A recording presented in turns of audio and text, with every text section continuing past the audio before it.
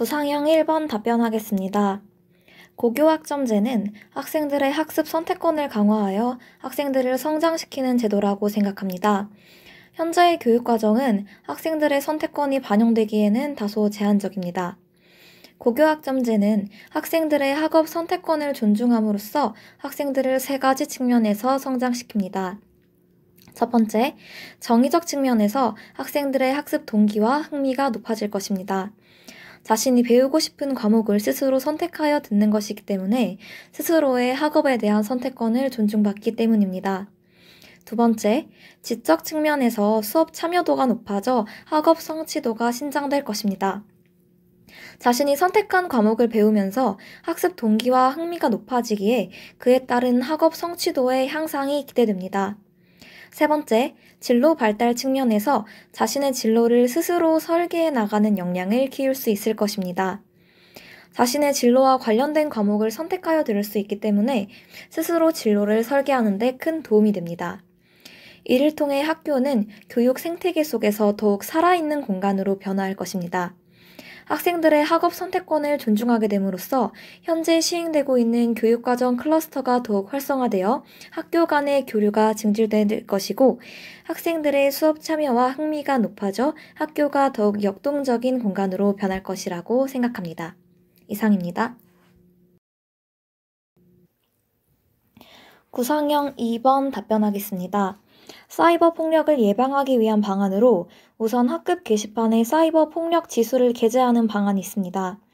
예를 들면 원치 않는 사진을 올릴 때 2단계, 공개적으로 언어 폭력을 할 때 6단계 등 구체적으로 어떤 행동이 사이버 폭력에 해당하는지를 구체적으로 명시하는 폭력 지수를 게시판에 게시하는 것입니다.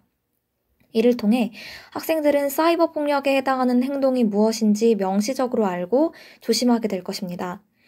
두 번째로 학급 자치 시간을 활용하여 사이버 폭력의 실태와 예방 방안에 대한 학급 회의를 하는 방안이 있습니다. 교사가 일방적으로 예방 교육을 하는 것보다 학생들이 스스로 실태의 심각성을 깨닫고 예방 방안을 도출하도록 하여 함께 실천할 수 있는 방안을 마련한다면 사이버 폭력 예방에 더욱 효과적일 것이라고 생각합니다. 존중과 배려의 학급 문화를 만들기 위해 첫 번째로는 수업 들머리 교육을 활용할 것입니다. 수업을 시작하기에 앞서 존중과 배려의 중요성을 강조하는 말을 짤막하게 들려주는 것입니다.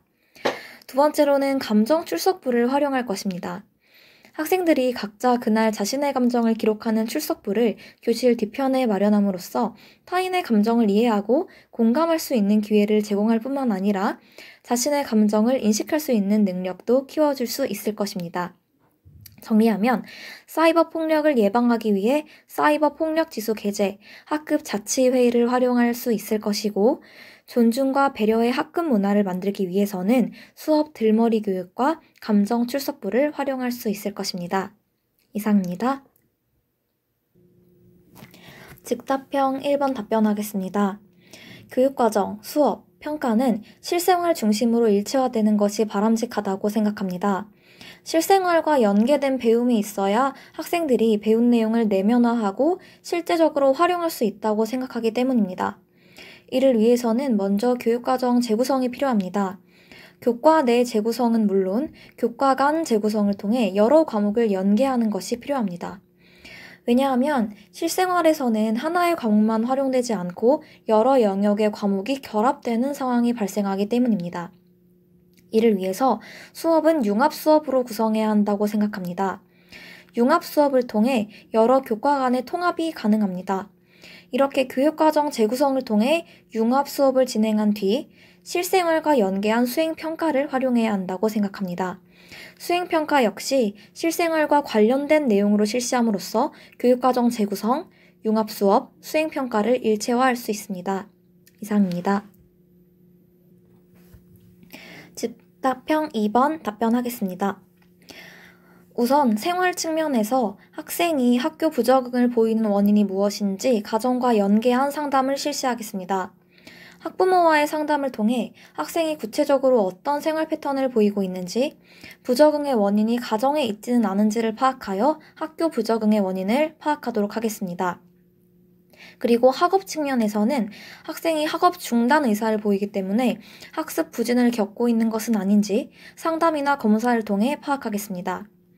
기초학력 검사 등을 통해 학습 부진이 파악된다면 기초학력 신장 프로그램이나 방과 후 학교 등을 통해 학습 부진을 해소하여 학업 중단을 막으려고 노력하겠습니다. 또한 학업 중단 의사를 보이는 것은 학습 동기가 없다는 것으로 해석되는데 이는 구체적인 꿈이나 목표가 없기 때문일 수도 있습니다.